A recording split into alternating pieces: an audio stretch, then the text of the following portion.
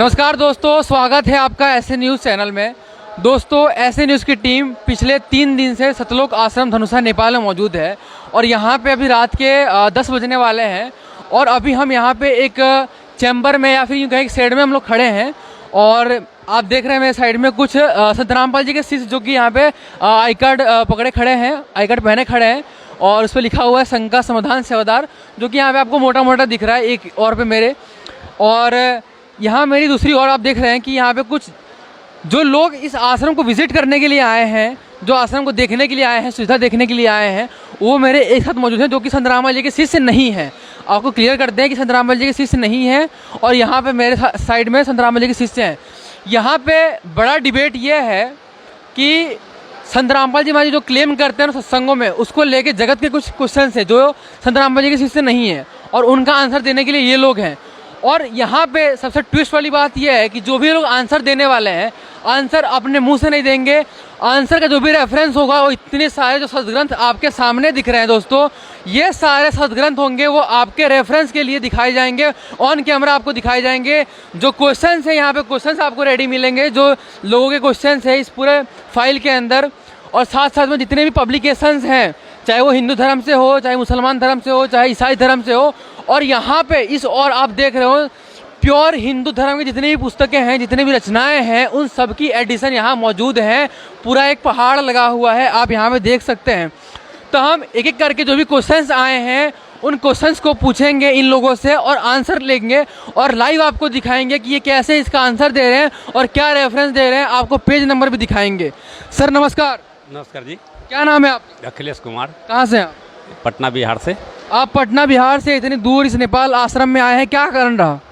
कारण ये रहा कि पता चला, कुछ न्यूज़ पर भी देखे जो सोशल मीडिया पे कि इनका समागम हो रहा है, तो हम लोग के बगल पड़ा अपना बिहार नेपाल में ही। ऐसा तो बहुत जगह सुना देखा भी, तो आए तो यहाँ देखे व्यवस्था तो शायद बहुत बेटर ही है, इसमें कहने की बात तो है नहीं, देखा जा सकता है, देखे भी हम हैं।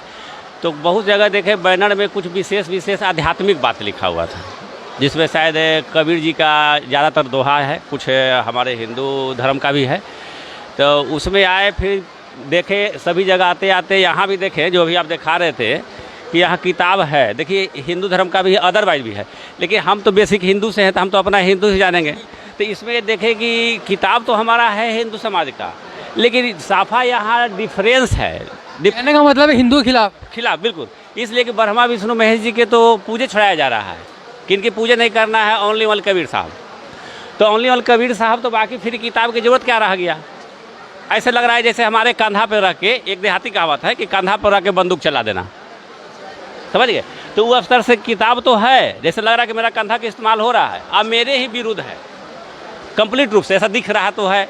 अब बेसिक तो बताएंगे या तो ज्ञान बताएंगे, संगत भी बताएंगे। ये कह रहे हैं कि आश्रम में आए थे, इनका अगर मैं क्वेश्चन स्पष्ट करूं आपसे, ये कह रहे हैं कि आश्रम में आए थे और ये हिंदू धर्म के जो सदग्रंथ है उसका हवाला दे के ये कह रहे हैं कि कबीर जी की पूजा करो। आपका सवाल यही है ना? बिल्कुल।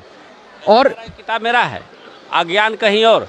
तो दोस्तों ये कन्फ्यूज़न थी कि ये ऐसा बता रहे हैं कि जो हिंदू धर्म की जो ये रेफरेंस ले रहे हैं ये तो खाली दिखावे के लिए है और ये इसकी आड़ में संत रामपाल जी महाराज जो हैं वो कबीर साहब जी की पूजा करने को बोल रहे हैं। इनके ये डाउट हैं जो कि पटना बिहार से आए हैं और कुछ क्वेश्चन हमारे पास भी यहाँ पे आए हैं जो कि पब्लिक है, लोकल पब्लिक जो नेपाल और इंडिया की है, उनकी जो क्वेश्चंस हैं। तो इस आंसर के लिए हम यहाँ पे एक हमारे सहयोगी जो यहाँ पे जुड़ चुके हैं, हम इनसे बात करेंगे और जानने का ट्राई करेंगे। सर नमस्कार। जी सर साहब। क्या नाम है आप? ये आनंद दास। कहाँ से आप? जी हम बिहार से, पश्चिम चंपारण से। आप भी बिहार से हैं और वो भी बिहार से हैं सामने से। आपने उनकी बात सुनी, वो ऐसा कह रहे हैं कि जो भी यहाँ पे बैनर्स लगे हुए हैं, जो भी यहाँ बातें लिखी गई हैं, वो सब इसकी हवाला तो दिया है लेकिन इसका कोई बेस नहीं है। ये ऐसा मान रहे हैं कि ये उनको बेवकूफ़ बनाया जा रहा है या फिर धोखे में रखा जा रहा है। क्या कहना है आपका? जी ऐसा कुछ नहीं है, अगर धोखे में रखना होता तो यहाँ ग्रंथ रखने की कोई ज़रूरत नहीं है। जैसे अदर जगह भी हम देख रहे हैं कि कहने को तो सभी कह रहे हैं कि यहाँ लिखा है, वहाँ लिखा है, वहाँ लिखा है, लेकिन कोई दिखाते नहीं है।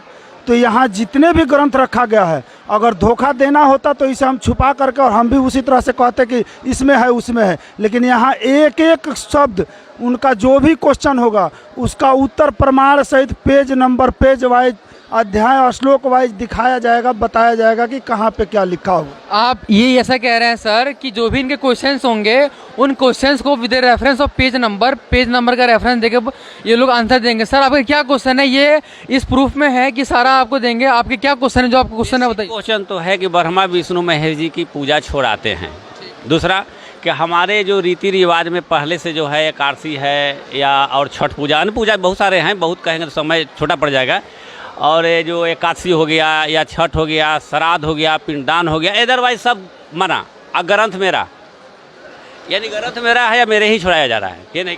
तो सर इनके सवाल ये है कि आपके जो गुरुजी हैं या फिर आप लोग हो, ब्रह्मा विष्णु महेश की पूजा छुड़वाते हैं, और जो अन्य इनके जैसे कि इन्होंने बताया हिंदू धर्म से हैं, तो उसका आप जड़ तोड़ने का ट्राई कर रहे हो। तो क्या कहना है आपका, क्या रेफरेंस है? जी, सबसे पहले तो हम भाई साहब से कहेंगे कि इन्होंने हमारे गुरुजी का सत्संग नहीं सुने हैं। अगर सत्संग सुने होते तो ये नहीं कहते कि छुड़वाई जाती है। यहाँ हमारे गुरुजी स्पष्ट करते हैं कि तीनों देवा कमल दल बसे, ब्रह्मा विष्णु महेश, प्रथम इनकी बंदगी फिर सुनो सतगुरु उपदेश। हमारे शरीर में कमल चक्र है, एक जगह नहीं, सभी ग्रंथों में, सभी पुराणों में कई जगह लिखा हुआ है कि ये जो कमल चक्र है, इस कमल में सभी देवता वास करते हैं। और ये कमल चक्र में वास करने के कारण, जैसे कंठ में दुर्गा जी हो गए, हृदय में शंकर जी हो गए, नाभि कमल में लक्ष्मी और विष्णु जी हो गए, और ये जो आदर जैसे हम जो पहले से करते आ रहे हैं, इसमें क्या हो रहा है कि दुर्गा जी तो है कंठ पे, लेकिन हम उनकी एक प्रतिमा बना करके और उनको अगरबत्ती दिखाने लगे। आज हमारे गुरुजी ने सारे ग्रंथों से प्रमाण निकाल करके दिखाए, बताए कि देखो हमारा ग्रंथ कह रहा है कि दुर्गा जी कंठ पे है, और करवाया जा रहा है अलग मिट्टी का प्रतिमा बनवा करके, वो गलत हो रहा है। तो ग्रंथों से जो प्रमाणित ज्ञान है उस हिसाब से हमें भक्ति करनी चाहिए। तो इसके लिए आपके पास क्या प्रमाण है जो आपने बातें बताई? जी, इसका प्रमाण हमारे एक नहीं कई प्रमाण मिलेंगे। बताइए। जी, जैसे अभी हमारे पास है गरुड़ पुराण। इस गरुड़ पुराण में स्पष्ट लिखा हुआ है कि कौन से देवता किस कमल में वास करते हैं। जी, यहाँ पे है। पहले आप बुक दिखाइए। जी, गीता प्रेस गोरखपुर से है, गरुड़ पुराण है, गीता प्रेस गोरखपुर से छपा है। इसमें हम दिखाते हैं आपको।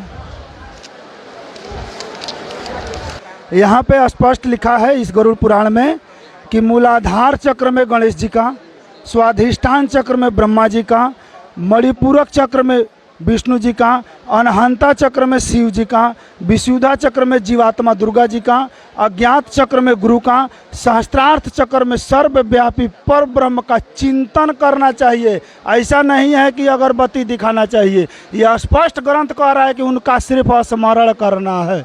दोस्तों इन्होंने इस बुक का रेफरेंस लेके, जो कि हिंदू धर्म की है, हम भी मानते हैं इसको, और गीता प्रेस गोरखपुर से ये मतलब पब्लिश है। तो जैसा कि आपने देखा कि इन्होंने, इन भाई साहब ने इस बुक का रेफरेंस लेके आपको प्रमाणित किया। क्या कहना चाहेंगे फिर आप, क्या थॉट्स है? नहीं, ग्रंथ तो मेरा ही है, इस हिंदू धर्म का ही है, गरुड़ पुराण है। लेकिन एक सवाल तो दिए, कर्म कांड को तो बताया नहीं। श्राद्ध पिंड आप इससे स्पष्ट हुए, आप इससे स्पष्ट हुए? इससे तो स्पष्ट हुए कि मेरा ग्रंथ है, तो हमने कभी पढ़ा नहीं, जो दिखाए तो मान्य तो होगा ही, इसे तो स्वीकार करना ही पड़ेगा। और क्या सवाल है आपके? और सवाल एक है कि जो हम भी पिंडदान के लिए बोले थे, कर्म कांड के लिए जो छोड़वा ही देते हैं, करना ही नहीं है। यहाँ कहते हैं कि मंदिर मस्जिद में, ये मस्जिद तो खैर हम हिंदू की बात रहता है, हम जा ही नहीं सकते। फिर कहते हैं कि जा सकते हैं, फिर कहते हैं कि नहीं वहाँ जाना ही नहीं है। तो इस दोनों में उलझन तो है ना, उलझन। यहाँ तक हमारे जो समाज में है कि अगल बगल जो पूजा करते हैं तो सारा विरोध कर देता है कि संतराम पाल जी में आए तो साफा पूजा छोड़वा देते हैं। तो ये बता रहे हैं कि ये इस आंसर से स्पष्ट हैं, ये मान चुके हैं कि जो इन्होंने बताया वो सही था, ये पढ़ नहीं पाए थे, इनको समझ नहीं पाए थे। अब इनका दूसरा डाउट ये है कि संत रामपाल जी महाराज जो है वो कर्म कांड को मतलब छुड़वाते हैं, जैसे कि व्रत आ गया, उपासना आ गई, या फिर गंगा स्नान आ गया, तो उसको छुड़वाते हैं।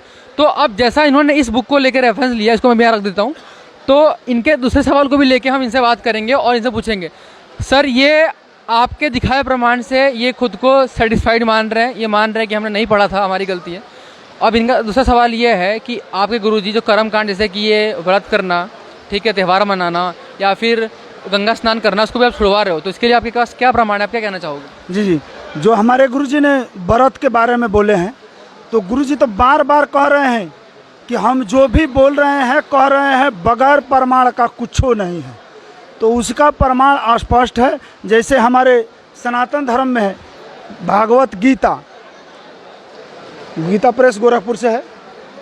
इसमें है अध्याय 6 का अध्याय नंबर 6 श्लोक नंबर 16।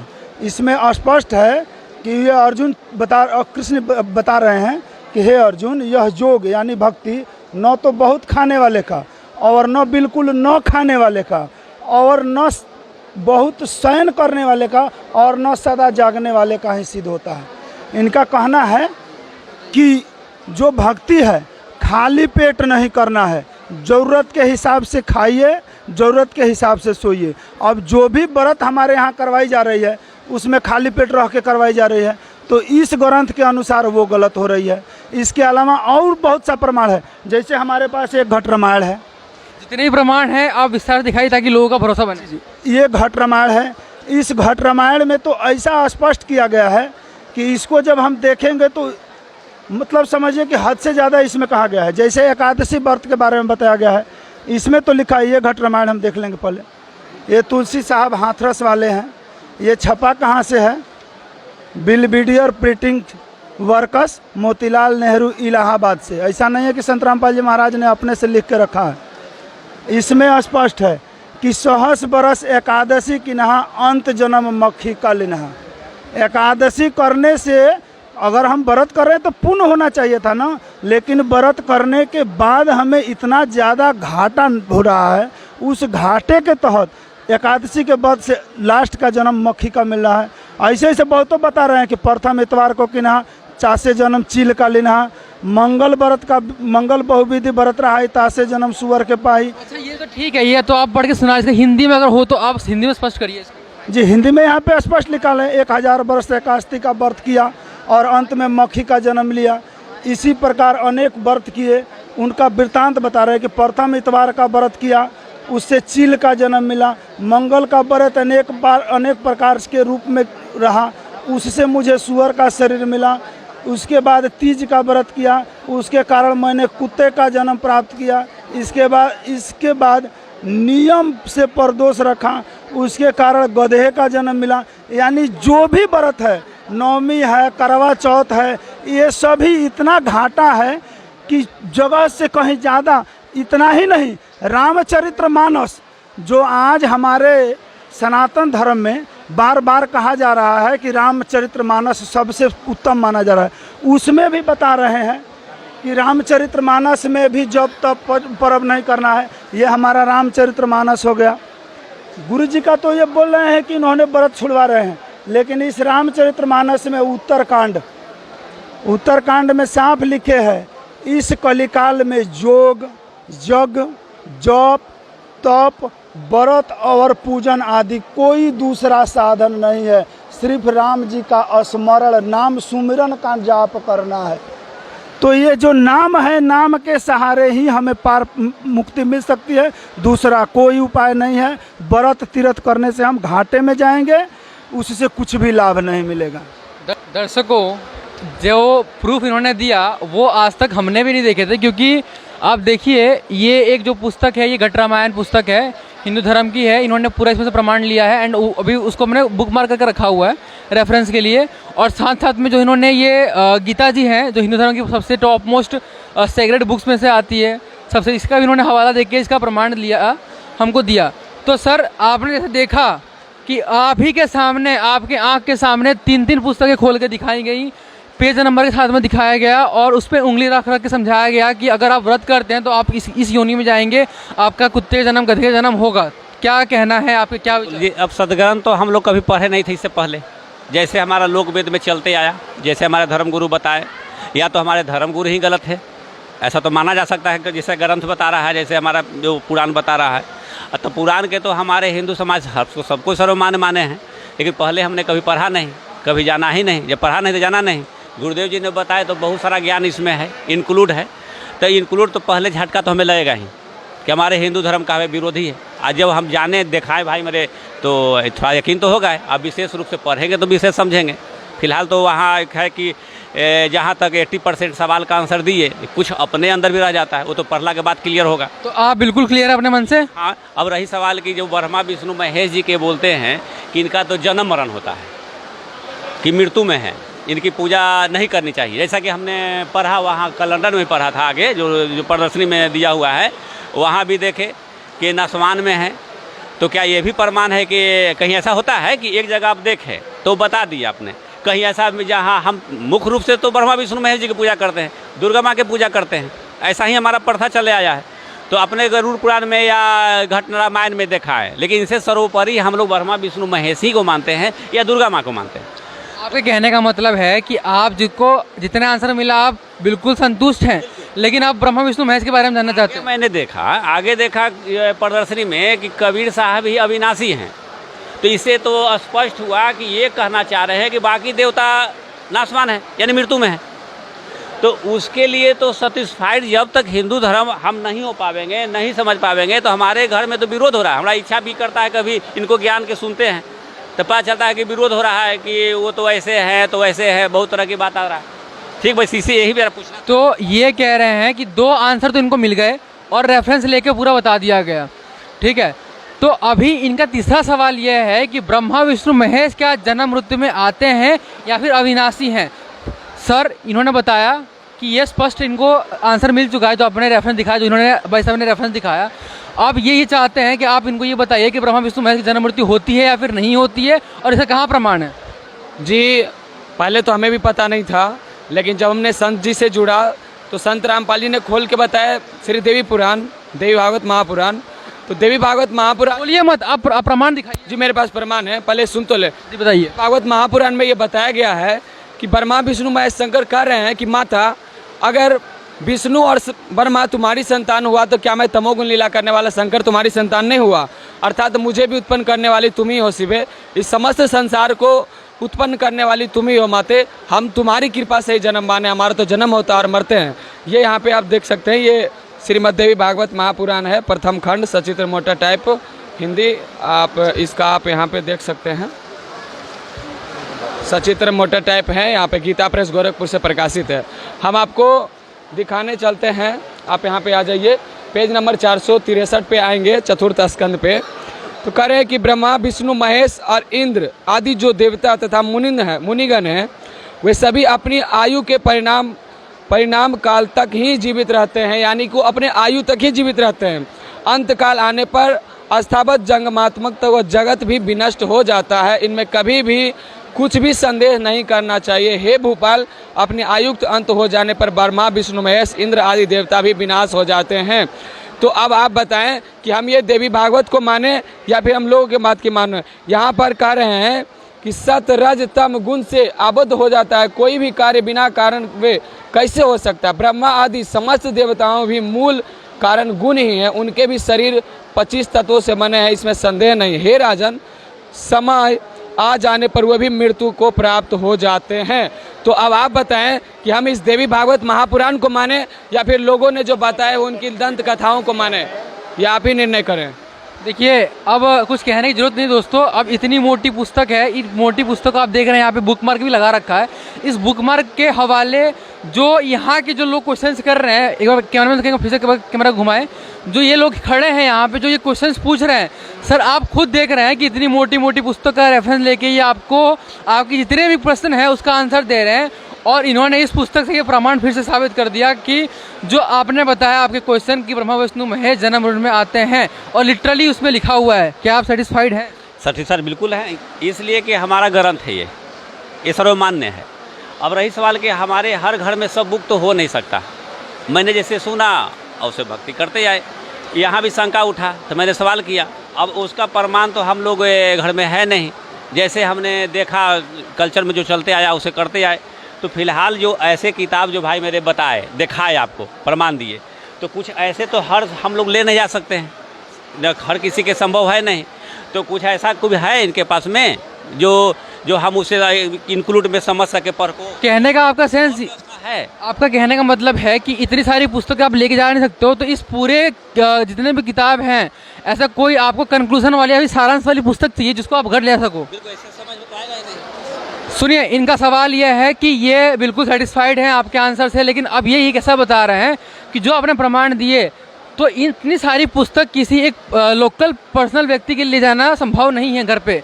तो ऐसी कोई पुस्तक आपके पास हो जो ये घर लेके जा सकें और पढ़ सकें उसको, जिसमें हमारे गुरुजी के द्वारा लिखा हुआ पुस्तक ज्ञान गंगा, गीता तेरा ज्ञान अमृत, जीने की राह और बहुत सारी पुस्तकें हैं, लेकिन छोटी में कम खर्च में जो हमारे गुरुजी ने धर्मार्थ मूल्य 20-20 रुपए में दे रहे हैं, उस पुस्तकों में सभी धर्मों के जितने भी ग्रंथ हैं सभी ग्रंथों का पूर्ण वृत्तांत करके लिख रखे हैं। उस पुस्तक को ये भाई साहब लें और समझें, पढ़ें कि क्या चीज़ है, उसमें सब कुछ इनको मिल जाएगी। जी तो क्या आप पुस्तक अभी दिखा सकते हैं? जी पुस्तक है भी यहाँ पे, दिखा रहे हैं यहाँ पे है। अदर लैंग्वेज में भी मिलेगी, ये जैसे नेपाली में हो गई ज्ञान गंगा, ये जीने की राह है गुरुजी का लिखा हुआ, संत रामपाल जी महाराज द्वारा लिखा हुआ है, ये ज्ञान गंगा। इसमें जितने भी धर्म है सभी धर्मों के जितने ग्रंथ है सबका पूर्ण विस्तार से इसमें लिख दिए हैं कि कहाँ क्या है, कहाँ कैसे है। इसको भाई साहब ले जाएं और ले जा करके पढ़ें, समझें। तो दोस्तों देखिए सर, आपके लिए ये पुस्तक ये बता रहे हैं कि इस पुस्तक के अंदर जितने भी मतलब जितना भी है यहाँ पे आपने पुस्तक देखी हिंदू धर्म की, इसमें सारा सारांश है, आप इसको ले कर पढ़ सकते हैं। तो दोस्तों आपने यहाँ पे देखा कि कितनी बड़ी यहाँ पे अभी बहस छिड़ गई थी कि लोग जो आए हैं इंडिया से आए हैं, नेपाल का बॉर्डर क्रॉस करके यहाँ पे आए हैं, उनके मन में जो शंकाएँ थीं, हालांकि उन्होंने अपनी शंकाओं को व्यक्त किया, हमारे साथ में अपना शेयर किया पूरा अच्छी तरीके से।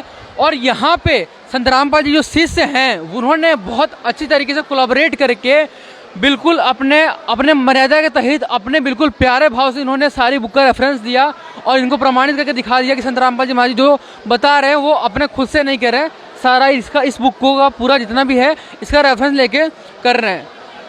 तो दोस्तों अभी हमने इनसे एक क्वेश्चन किया, अब दूसरा क्वेश्चन लेके चलेंगे और जो दूसरे भाई आए हैं हमारे साथ में हम उनसे ही बात करेंगे।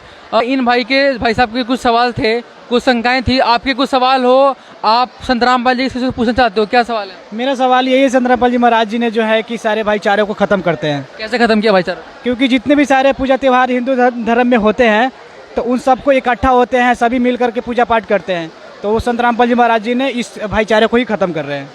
दोस्तों ये कह रहे हैं कि संत रामपाल जी महाराज जी भाईचारे को ख़त्म कर रहे हैं, लाइक ये इस तरह से क्लेम कर रहे हैं कि संत रामपाल जी महाराज जी जो ब्रदरहुड का जो एक स्लोगन है उसको ख़त्म करने का ट्राई कर रहे हैं। एंड जो त्यौहार हिंदू धर्म में हम लोग सेलिब्रेट करते हैं, होली दिवाली, इसको ख़त्म कर रहे हैं, उसको मनाने का मना कर रहे हैं।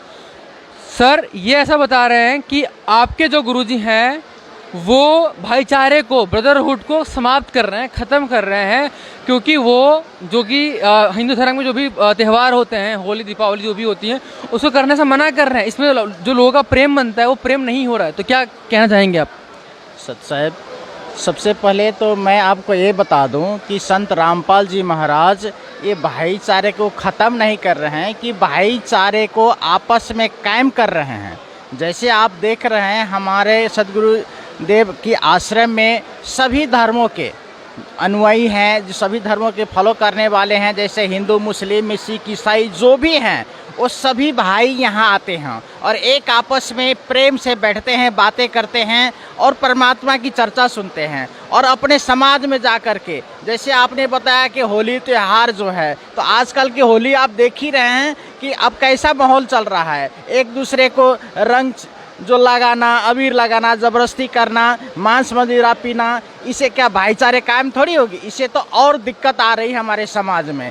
इसलिए संत रामपाल जी महाराज असली होली कैसे खेला जाता है वो बताते हैं। असली होली में जैसे हम लोग समाज में पहले होली खेलते थे, क्या करते थे? रंग लगाते थे, तो आज लगाए कल धो लिए, फिर ख़त्म हो गया। लेकिन हमारे सदगुरुदेव तो ऐसे होली बताते हैं जैसे राम नाम की होली बताते हैं, और राम नाम की होली के रंग ऐसे चढ़ता है कि आपको जीवन भर उतरता ही नहीं है। तो सभी भाई हम लोग सब बैठ करके सभी धर्मों के जो भक्त आत्मा आते हैं उन सभी मिल करके होली खुशी मनाते हैं। होली का मतलब क्या? खुशी मनाना, न कि ये रंग लगाना, अबीर लगाना। जो आपने बातें बोली उसका कोई रेफरेंस आप दे सकते हो कि संत रामपाल जी कैसे ब्रदरहुड कर रहे हैं?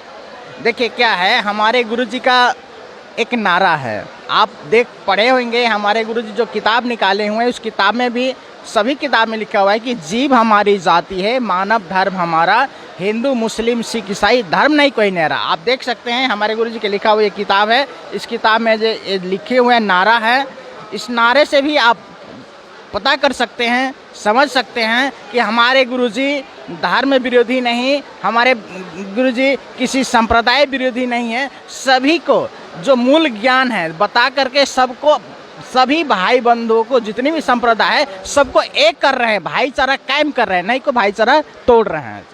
तो इन्होंने एक बुक का रेफरेंस लेके और एक स्लोगन था कि जरा दिखाइए जरा पुस्तक, इसमें लिखा हुआ है कि जीव हमारी जाति है, मानव धर्म हमारा, हिंदू मुस्लिम सिख ईसाई धर्म नहीं कोई नहीं आ रहा।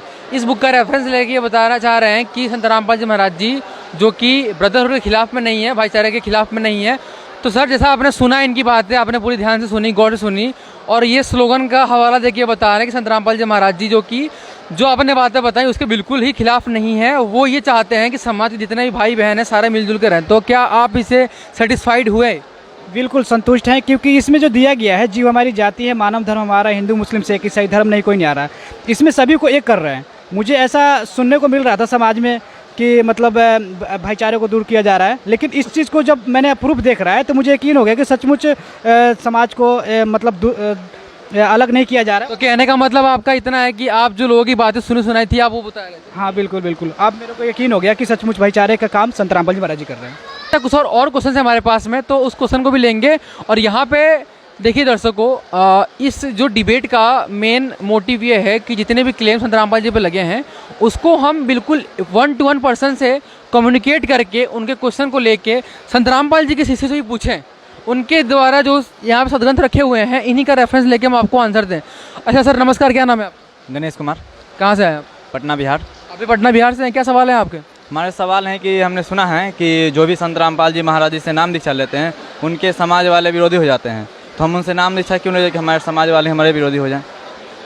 अच्छा, ये भी एक समस्या आई है कि बता रहे हैं कि संत रामपाल जी से हम क्यों जुड़ें, हम उनसे क्यों नाम दीक्षा लें, क्योंकि नाम दीक्षा लेने के बाद से आपको जो इनके समाज वाले हैं उनसे मतलब विरोध करते हैं, उनको समाज में नहीं रखते हैं। तो इसका क्वेश्चन आप फिर हम इनसे पूछ लेते हैं, इसका आंसर है सर। जैसा कि वो भाई का आपने सवाल सुना, वो ये बता रहे हैं कि संत रामपाल जी से नाम लेने के बाद से घोर विरोध होता है समाज में, तो नाम दीक्षा क्यों लें? जी, ये क्वेश्चन बहुत अच्छा आपने पूछे। तो नाम दीक्षा इसलिए लेते हैं कि मानव जीवन जो है ये मुक्ति का मार्ग है, तो मुक्ति मार्ग के लिए मानव जीवन मिला है। अब विरोध करने वाले जो है अज्ञानी है, उनको समझ नहीं है, अपना सिलेबस नहीं पढ़े हैं, वो ज्ञान से अपरिचित है। ये सारे नकली धर्म गुरु के चक्कर में ये लोग कह रहे हैं। लेकिन हमारे सतगुरु रामपाल जी महाराज जी जो नाम दीक्षा देते हैं तो इससे विरोध नहीं होता है, बहुत सारे रोग ठीक हो जाते हैं, भूत पिचास ठीक हो जाते हैं। ये ऐसा ज्ञान है कि और ज्ञान सब ज्ञान अड़ी, कबीर ज्ञान सब ज्ञान, आ जैसे गोला तोब का करता फिरे मैदान। हम आपसे हम ये चाहते हैं कि जो आप बातें बता रहे हो उसको आप रेफरेंस देके बताओ, प्रूफ देके बताओ, तो हमारी जनता मानेगी। क्या प्रूफ है आपके पास? आप बताइए क्या प्रूफ है? जी देखिए, संत रामपाल जी महाराज से हम इसलिए जुड़ेंगे क्योंकि संत रामपाल जी महाराज ही एक ऐसा संत है जो कि प्रमाणित ज्ञान देते हैं। और जो गीता जी में, जो हमारा हिंदू धर्म की जो गीता जी आप देख रहे हैं, इस गीता जी में बताया गया कि वो तत्वदर्शी संत कौन होगा। तो इसमें बताया गया कि जो उल्टे लटके हुए संसार रूपी पीपल के वृक्ष को जो पत्तों सहित विभागों को बता देगा पूरा। यहाँ आप देखिए 15वां अध्याय के श्लोक नंबर 1 से 4 में बताया गया है, ऊर्ध्वम मूलम अधय शाखम अश्वत्थम प्रावरभ्यम छंदासी यस्य पर्णानि यस्तम वेद स वेदविद। यानी कि जो उल्टा लटका हुआ संसार रूपी वृक्ष को जो समझा देगा वो तत्वदर्शी संत होगा। और आज ओनली फॉर पूरे विश्व में संत रामपाल जी एक संत है जो कि उल्टे लटके हुए संसार रूपी वृक्ष को समझा रहे हैं। इसलिए हम संत रामपाल जी महाराज से जुड़े हैं और हमें संत रामपाल जी महाराज से जुड़ना चाहिए। तो दर्शकों, जैसा कि आपने देख लिया रेफरेंस हाथ में, और सर आपने भी देखा कि किस तरह से उन्होंने गीता जी का रेफरेंस लेकर बता दिया कि आपको क्यों नाम दीक्षा लेनी चाहिए। तो अब आपके क्या विचार है? ठीक है, अभी देखे जाएंगे। आप अभी संतुष्ट हुए फिलहाल? हाँ, अभी तक संतुष्ट हैं और आगे देखते हैं होते हैं कि नहीं। तो जैसा ये भी संतुष्ट हुए भाई साहब। 5-6 क्वेश्चन थे जो हमने इनके लिए, और हमने अपनी तरफ से कुछ ना बोल के सारा जो भी आउटपुट था इसकी पूरी जो संत रामपाल जी महाराज की जो टीम है उनकी, उन्होंने सारा बताया।